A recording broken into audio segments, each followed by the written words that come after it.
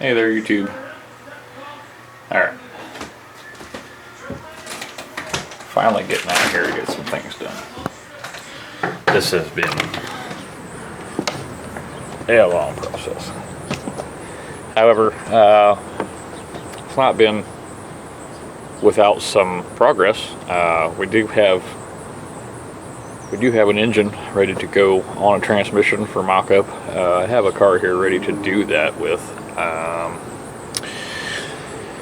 I did have to put Scooter here back together, as you'll see, because I need this thing as mobile as possible up until the point where we go to swap the engine and transmission into it. I have a few other things here we're gonna see. So, give me 1 second to flip the camera around for us.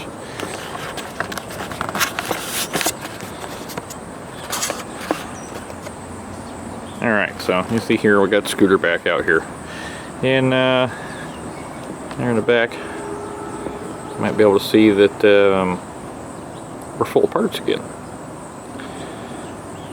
So let me go over here and grab the key and we'll explain that. I started to take this thing apart while it was in the garage, and then had to put it all back together. Luckily I hadn't drained any fluids or taken anything major apart yet, but again, because it's time to clean up the garage so we can get these projects flowing, because we finally have some parts coming. This thing has been sitting here waiting patiently because parts for that Buick V8 are currently on back order. And so we're stuck. However, this car still moves. So what I've done is I've put all the new parts and all of the cleaned and ready to go reconditioned parts, and some parts like the timing chain set here is just kind of set together so I know where all the bolts and things go and in what order the stack goes, in what direction the fuel pump etc goes, things like that. That way I don't have to take a bunch of pictures. I have some pictures that show this, but I don't have to continually take pictures and see what I'm doing. Rocker shafts are left and right, but they're staying together until it's time to actually build the engine. And then things like this that I don't need, that won't be going on the car, and then the things in here that also aren't needed, that aren't going on the car. I have the old timing cover, which is destroyed in the oil pump area, which is what we're waiting on right now, as well as rod bearings. So I need a set of standard rod bearings. And the 2-barrel intake that's in there, because I have a 4-barrel intake off the Olds 215 coming. Because if we're going to put the big Crower cam in it, we might as well have a 4-barrel intake to go with it. The distributor is out in the pile that we're using, not in the pile that's going away at the moment. But the internals will be going away. I'm going to update the internals with some more electronics. Just better ignition stuff. The points are great. We'll keep them. But I may put something like a Protronics in it. Or if I can work it out, I may be able to squeeze an HEI pickup in there. And then just run an external module with a aftermarket coil that fits in that round bracket, so it all looks stock, but it'll just be a nice tidy ignition system that'll be reliable. And that'll come later. But you see I've got the lifters and gaskets set and stuff here. I believe the water pump is rebuilt. It says it's rebuilt. I don't know if that's the short one or if that's the long one yet. I believe that's the factory one for the Buick that came out of, so that's probably the longer one. So unfortunately we may end up getting a different water pump to clear the car, but more on that in just a second.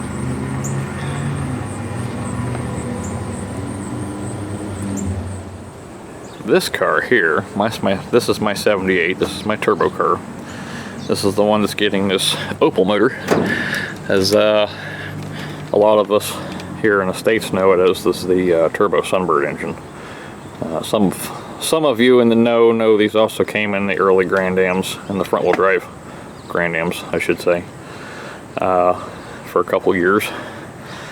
And I've gotten pretty well figured out where everything needs to go to be relocated to fit in this car. So at this time, it's time for it to come out and go back on the engine stand and have that stuff mocked up and made. So what's going to end up happening is, rather than taking Scooter apart and putting yet another one of these things back here dead, this one already isn't moving on its own power. And since this engine's coming out, we're going to test fit the Olds, or the Buick rather, in that car. Now let me get in here and kick some lights on here, and I'll show you what we're about to do. And as you see, I've gotten quite a bit more set up in here, but I have an ungodly amount of mess all around this place. It's driving me nuts. I just don't have enough room. Anyway, back to what, enough complaining, back to what I'm doing here. So I've got the block clean. It's been in my tank for weeks now. The heads are clean. The crank is sitting there. The rods or the mains are sitting there. What I'm going to end up doing is, for the time being, I'm going to keep the bearing shells over here so I can lay the crank back in the block. And that way everything just sits nicely. I don't have to worry about it flopping around loose in the block and the mains. And the reason for that is I need to put the crank in the block and then set the heads on the block. And then I'm going to bolt all of that onto that bell housing. And then I'm going to shove it all down into 78. So I can start making motor mounts and taking measurements for the headers that I have to build for this and figure out where everything's going to sit officially. That way I know what kind of pulleys I need to get and if we need to get the short water pump or not. So as of right now, I'm in the process of going through what looks like a hurricane that went through here, because this has been just project after project after project in here. Build up, and I really just can't stay on top of it, especially with the kiddos. And you know, last couple months most of us have been sick on and off real bad, so that hasn't been real favorable for me being able to get out here. Like right after the Chevette meet, I got sick, and then everybody in the house got sick, and it was long term. So this whole last month has just sucked. Not to mention other life things that have happened in the meantime that have gotten in the way. So as I've come and gone through the garage here, things have just gotten set here and set there because I'm still waiting on parts, so nothing out here was getting done, and I let it get away from me. Oh well. Anyway, I'm in the process of making progress. So gotta get the ball rolling because I have another one showing up here pretty soon. The Wisconsin race car of Michael Keeney's. We took another class win with it this year, so next year we're going for third. And that's something else I'm gonna talk about here. This precariously stacked box right here, sitting on top of a couple of intakes and a cylinder head. I am about to officially build the intake for that sniper system. It runs a 52, is it a 5200 Holley? Whatever the big Holley 2-barrel mount pad is. I had to make one for James Starbuck's car a few years back, and I had Rob Hartman weld it up for me because I didn't have my TIG here yet. Lo and behold, I still don't have my TIG here yet, so I may have somebody in mind to help me out with that. But either way, I'm about to start cutting and getting pieces made to get that together, because this is going to make all of the difference in the way the boost happens in that car and how we control it and how we fuel it. Because right now it's light boost, light throttle, okay fuel, Full throttle is a bucket of fuel just dumps down the intake, and it makes whatever boost it's making right now that it's happy with, and it just goes around the track. It worked, but there's much better ways to do it. And I'll tell you right now, I don't think I'm going to continue doing blow-through carburetors. It had been years since I'd done one, and I'd forgotten how much of a pain that is to set up. So, fuel injection, it's the future. The daily driver is going to be getting fuel injection too, because screw carbs. I can't keep up with carbs and try to drive them every day now. It's starting to wear on me, because man, I got to take them apart and repair diaphragms that the ethanol's eaten. All the rubber seals inside of them are suffering. So I think I'm pretty well done with carburetors and moving on to fuel injection for everything. So, but I have one more that's going to get a carburetor for a short while, and that is the 4.9 car. And the reason for that is I am dying to drive it. I don't have the money for the fuel injection system at the moment, probably won't for a little while, and now that I have this beautiful thing here, which I'm about to stick in the car today, I'll be able to put it together with the stock drive shaft, the stock rear end. Yeah, I know. I tell everybody that's a bad idea, but automatic, light throttle, should live for a short little while, at least for testing purposes. And if it blows up, well, then I've just proven what I've been preaching. So either way, I think I can make it live a little while, even if I have to put a block under the throttle so I don't stab it hard. That's gonna be my final missing piece for this one right here.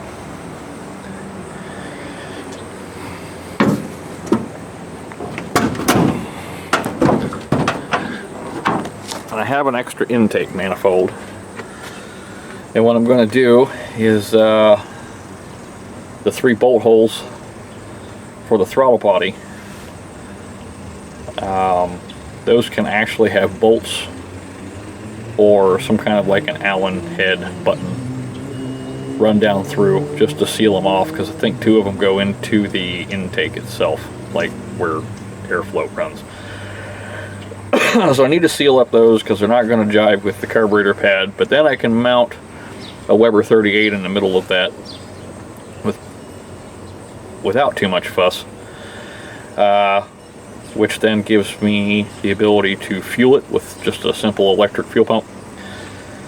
The distributor back there, I need to yank it out and build one from a 4.1. I think it's from a 4.1, so I got one saved on eBay. I'm going to order it. It allows me to put a 4-pin HEI ignition system together, so I don't have to have, I think this one runs a cam sensor in it, as well as the crank pickup, or what would be the crank pickup, which is the Hall effect switch in there for the HEI, for the module to read. And it's a complicated system that wants a fuel injection system to talk to. And so I'm just going to yank it out, put a 4.1 distributor in it, which lets me run the carb. Then all I have to do is plumb it. And that's really where this stopped. I got as far as getting the engine in here. I had it mocked up with the 700R4 and now with the 4L60E in here. That I was going to run with the fuel injection system that I've got, but or that I had in mind rather. But I want to drive it. I just want to drive it. I want to drive it something fierce. This has been I think a 14-year long project now. I've had the car in my hands and the drivetrain in my hands for at least 5. And this project has been started for about 4 years now, so it's time to get it going. You see there's cobwebs. There is cobwebs growing on everything. Yeah, I come out here and turn it once in a while, so I know the engine's okay. I've sprayed lubricant down through all the ports and So it should be okay. I'm not going to have a repeat of the last 4.9 I had. Still think with somebody just being an ass and pouring water down in it to be funny, but either way, I have it in there and some extra cylinder liners to fix it, so I'll have a spare. I think I've covered before, the water neck on the back side of that water pump housing dumps out in a really bad location, so I got to cut it off, shorten it a little bit, and turn it downwards. And that'll give me a water outlet down there, and then back here is where the fun happens. Right down there, there's an oil port, 2 oil ports, that originally had an oil filter housing that hung off the back of the block in the front wheel drive application. What I have to do is I have to make a block that has O-ring recesses that will fit flush there, that will let the 2 bolts still hold it down, and then allow me to run a couple AN fittings to a couple hoses for a remote oil filter location somewhere up here, probably. I'll just run an oil cooler with it. Another thing is this thermostat housing is on the back of the intake manifold with no way to move it up here. And as much as I would have liked to try and use the north-south facing HT 4100 intake manifold on the 4.9 heads, it's not going to work out that way. So I have to get creative with the upper upper radiator hose, and that thermostat housing points at a weird angle, so I need to TIG a new one together, because there's also a heater hose outlet that is sitting there, and I just need to reroute them. And the big hose will probably run down this way somewhere. But that's it. That's the only thing stopping me right now from finishing this. So, soon. And then of course, I've got lots of wiring to do in that one, because well, I added a bunch of options to it. So that car was basically a base 87 Chevette with air conditioning. It's now a fully loaded 87 Chevette with air conditioning, and it's about to have a 4.9 V8 put in it. So, but power steering should work, air conditioning will work. I think I even have a better alternator worked out than I had initially for this. So a few other things that have come along since the result of the race car being built. I've discovered a smaller alternator that puts out what I need to run that car. That'll give me more space. And anything that you're going to give you, it's going to give you more space in a swap like that's welcome. So that's what I got going on right now. I'm going to go probably set this thing on the tripod and film a little bit of me struggling putting that 4.9 on that transmission for you here. So I'll see you here in a bit.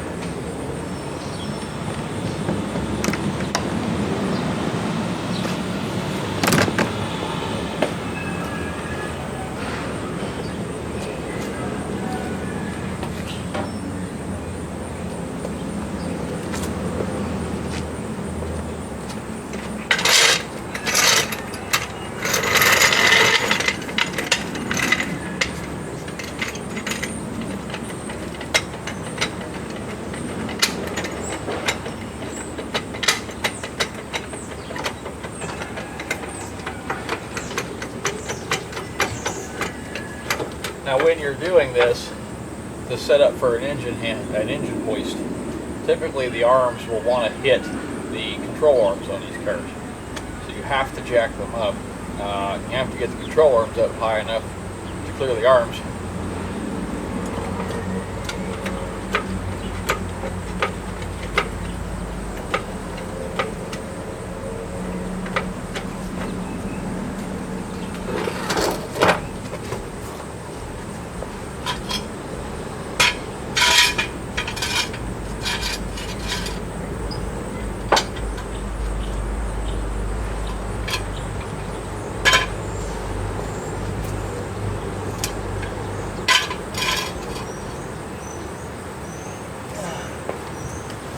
I'll show you.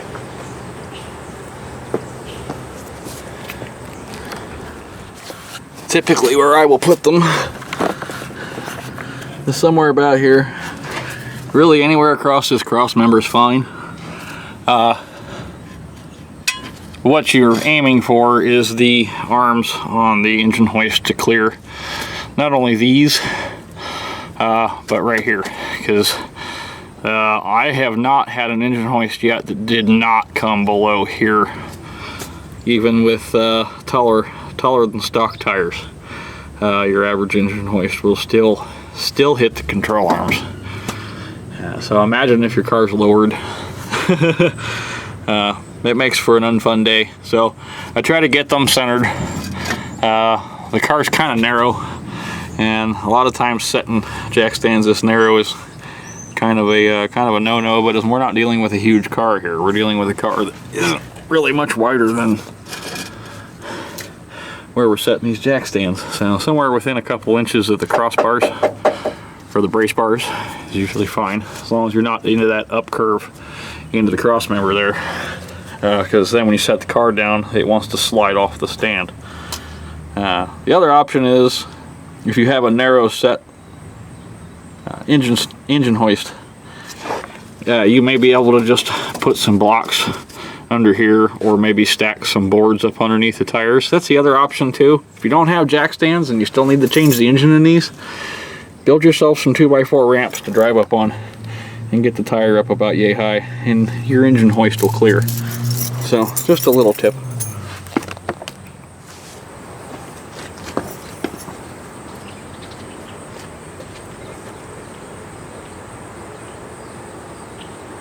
Always try to set them down as slow as possible.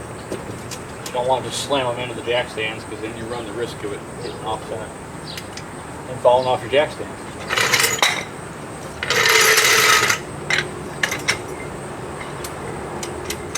I don't think I had that screwed in all the way.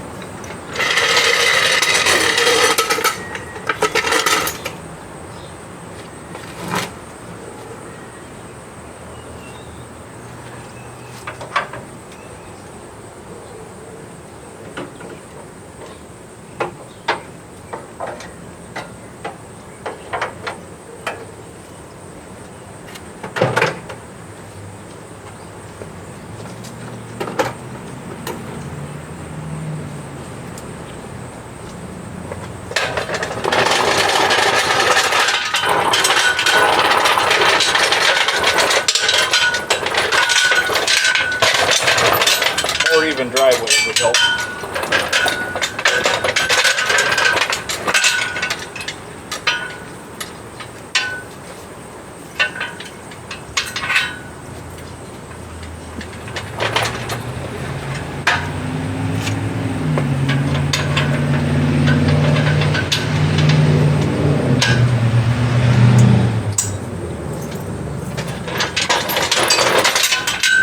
Make it real fun when I go to drag it out of there.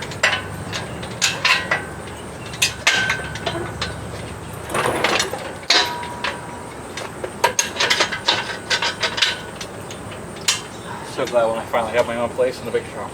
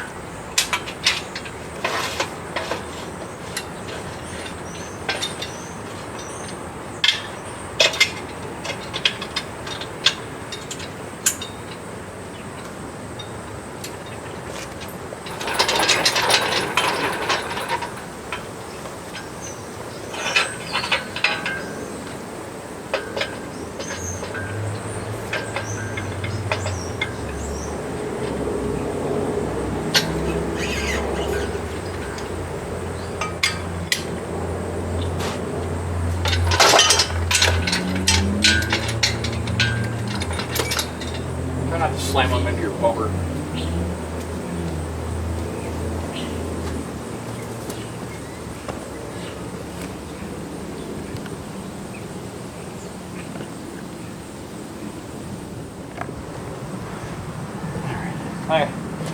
One other thing that really sucks about these, most engine hoists don't go back far enough.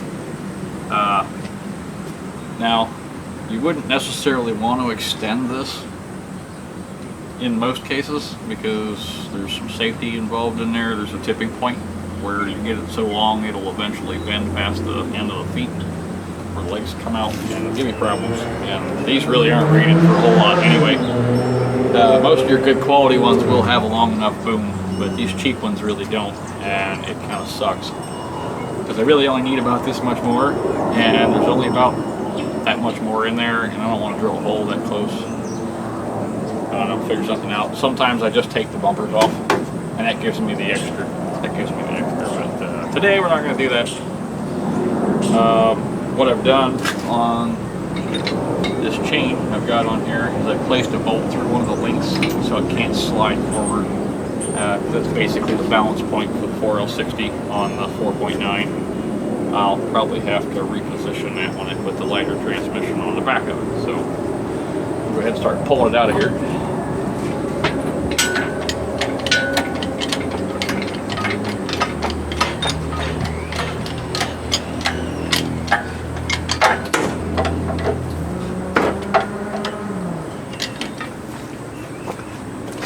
I think for the most part I don't have anything in here that's in the way or will be in the way in a minute.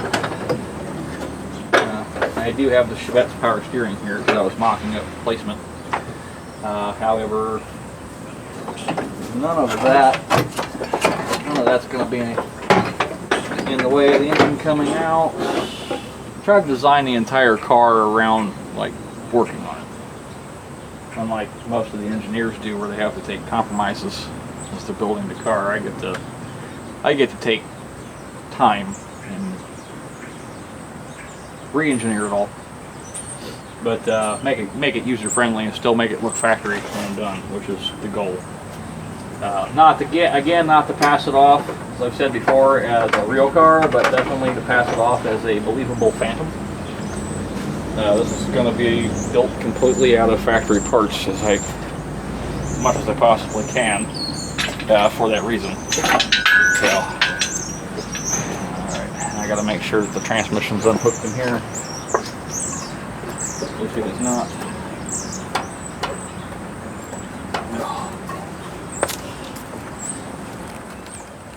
Alright, I undid the transmission strap that I had in there, and then of course I did end up having to pull my temporary motor mount setups out to get it to walk up out of there, but now we're walking it up out of there.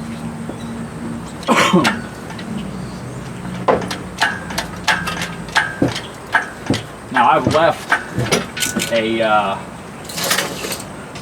condenser in here, and it's plugged up full of nasty amounts of stuff leak, so it's no good.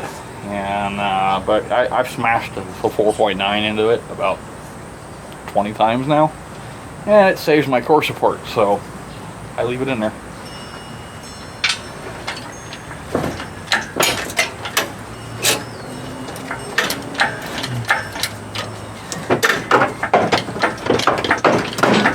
As you can see, it comes out even with the hood on, just like the 1.6 would, up and back.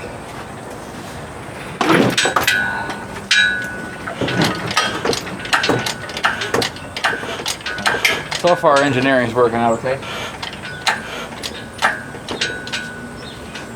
Oh, hi B. Not a good place for you, buddy.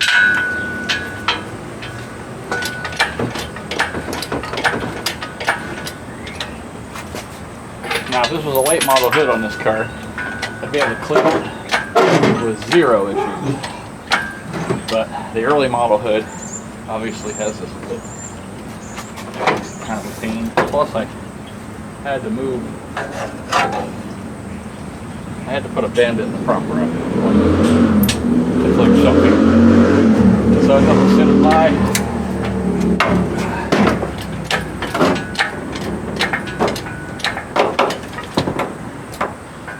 you can see I have everything bolted together right now. Matter of fact, the trouble is that's bolted to that, but I have this much room between the crank and the flywheel, which will require some crazy spacers. You can see up in there. Yeah, maybe you can see.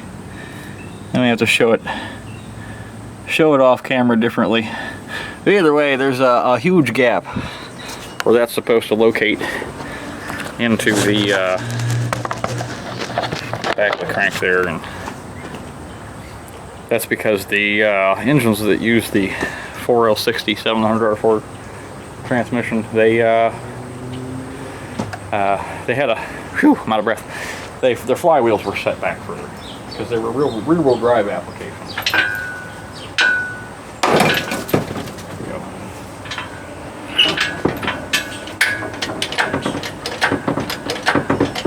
And because I'm using a front-wheel drive engine that the V8 made to fit in the place of any V6 in any platform GM wanted to put it in, it's very compact, and the flywheel sits as flat as it possibly can on the back of this crank. That's where this TH180 comes in, because they ran the front-wheel drive flywheel spacing on the 2.5 that was bolted to it originally. So that gives me the same flywheel spacing on the 4.9.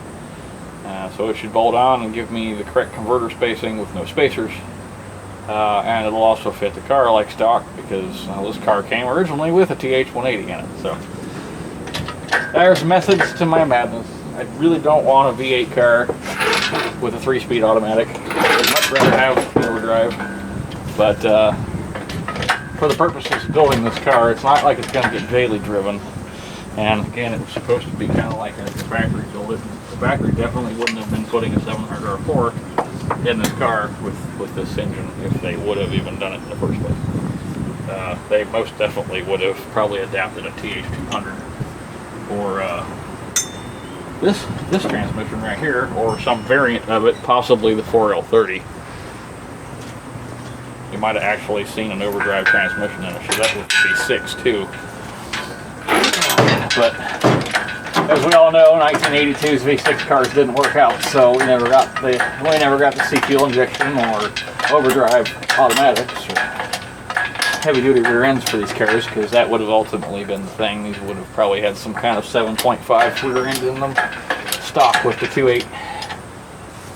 All right.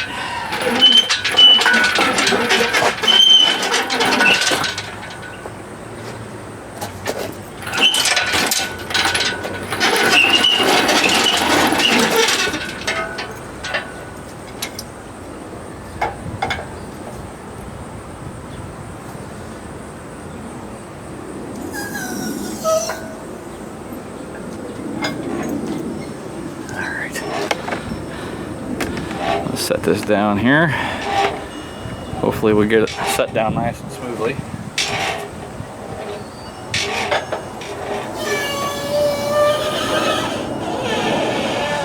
But as we all know, GM can't have their flagship cars being beat up on. And so the 2.8 cars never came about. Because, well, they spanked everything in the stable except the Corvette. It was right on the Corvette's heels in many of the competitions it was in, and it still got phenomenal fuel mileage. So you can see why, between that and the fact that it would have been priced about the same price point as the Z28 of the same year, they weren't going to sell real well. Based on GM's research, I think they probably would have sold pretty good, but they also were worried that it would distract sales from other makes in the lineups, or other models in the lineups rather.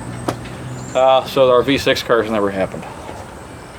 They did build them though, 12 of them. Nice test cars. They took them out to several of the magazine companies. And Hot Rod Magazine got to do an article on one of the early ones. I think Popular Mechanics even did an article on them, as well as obviously Road and Track.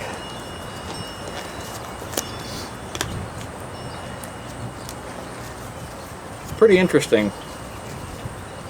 They were able to take basically what was the Citation engine at the time, or what was going to be the S10 engine, and shoved it down into these cars. I think some of them had the 3-speed automatics, some of them had the 700 R4s. There's some conflicting information as to how many were built for sure and which ones were equipped with what. There's also some information that says they came with 4 speeds, but I would say for the time that would be accurate, because even the S10 would have had a T4, not a 5-speed.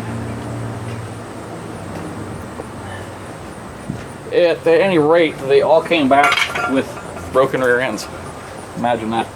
But apparently all the editors were very happy.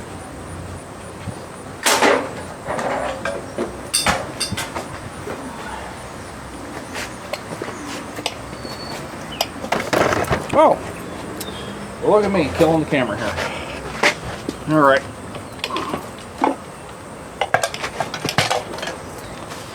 Okay, I'm gonna reposition this thing here. So what we're gonna be doing is swapping it transmission for transmission. So I'm gonna put the camera on pause here, and I'm gonna go ahead and break that one down, get it off of here. Hopefully that's the Cadillac flywheel that's in here. I'll go ahead and bolt that to the engine, and we'll get this all fit back up here. Now again, it's not staying in here because it has to come back out. This transmission has the shifter selector on the wrong side, so I have to take that apart and switch it side to side. But for installation, mock-up purposes, we're going to throw it in here, make it all work, make it all happy, and then shove it all back in here.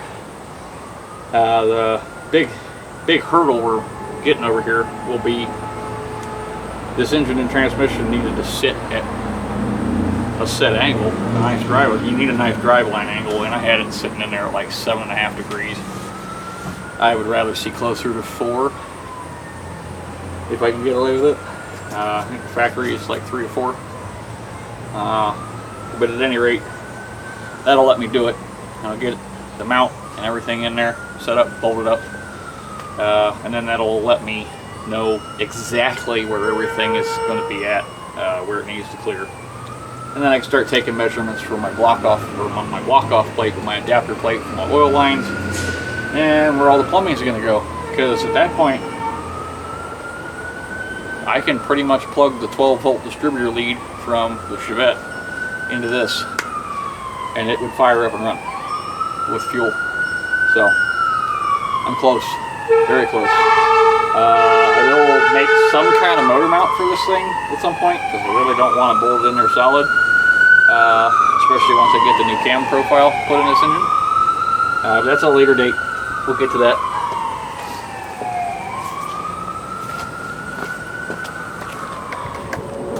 All right, and there you have it. One TH180 bolted to a 4.9 V8, and it works. The torque converter engages the back of the crank pilot like it's supposed to, and it has the proper 1/4 inch to the flywheel. Couldn't be happier with this right at the moment, so I'm going to go ahead and get ready to stuff it back down in the car.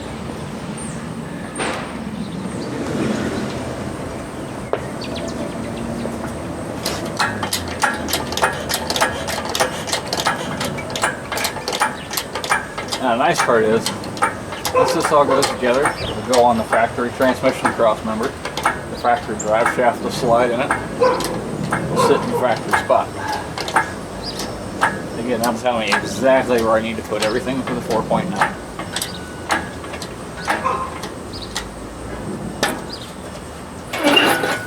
This build has been a lot of research and a lot of experience with the engine family, because I used to do a lot of V8 Fiero swaps. and this is the go-to engine for that.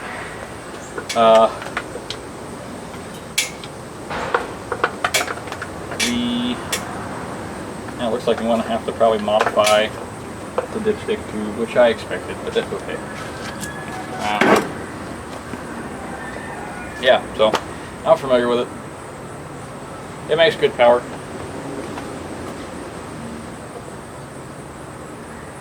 And it weighs the same as the 1.6. So aside from the extra fitment I have to do up front for obvious reasons, all the V8 stuff, it was kind of a no-brainer for the Chevette. And I decided one day that if I could get one,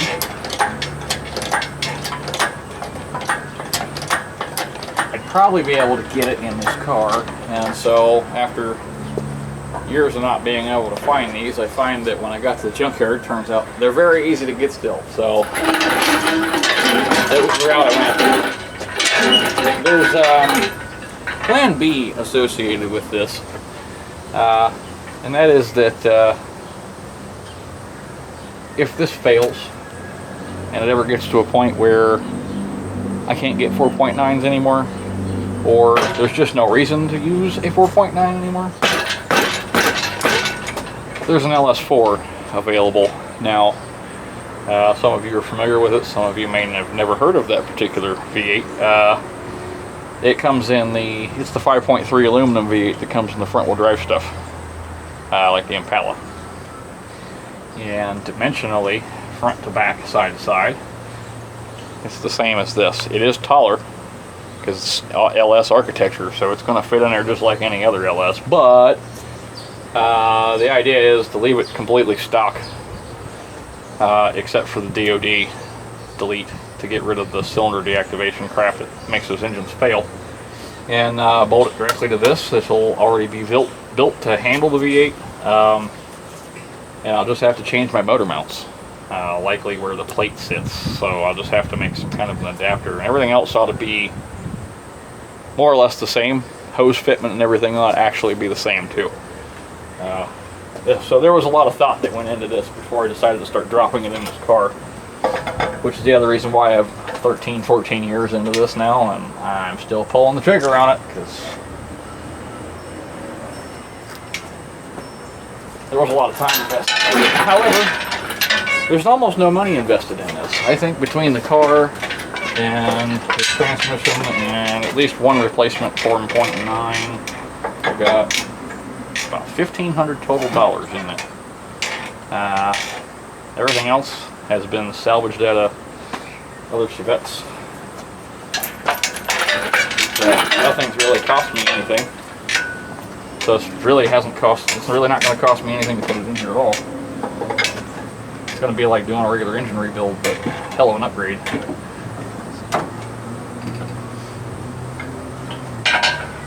And again, the weight balance isn't affected. I haven't killed any of the weight balance in the car.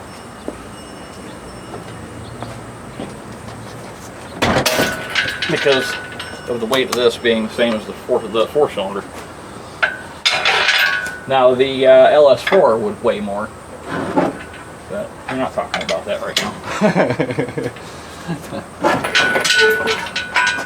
I think the water pump is even in a similar location. Different design, but I think the pulley is in a similar location.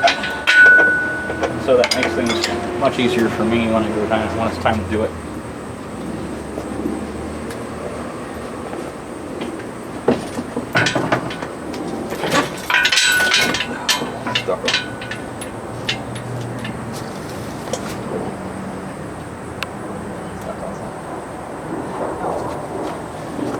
I'm on the control arms.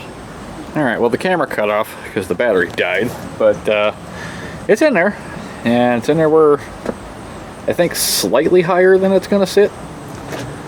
I think this is going to sit probably, I'd say where this is at right now, the bottom of it will be where the top is going to be.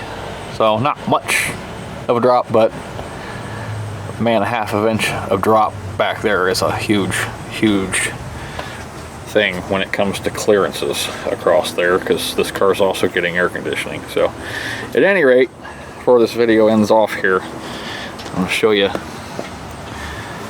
And you can see this is one of my modifications. This is going to get shortened up to about here, which will bring that further forward, and then I'm going to rotate it down. I may even combine two of them and bring it farther forward, but I have an L-shaped hose that'll work. The rear heater hose outlet comes off the back of that. The top heater hose comes off of that thermostat outlet that's going to be up there. And again, I've got that oil line set up that I have to come up with.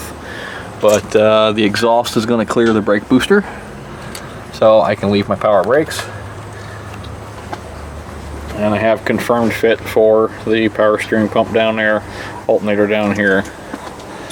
I will have to put a heat shield on this, and the valve cover needs to have the couple little tabs run off.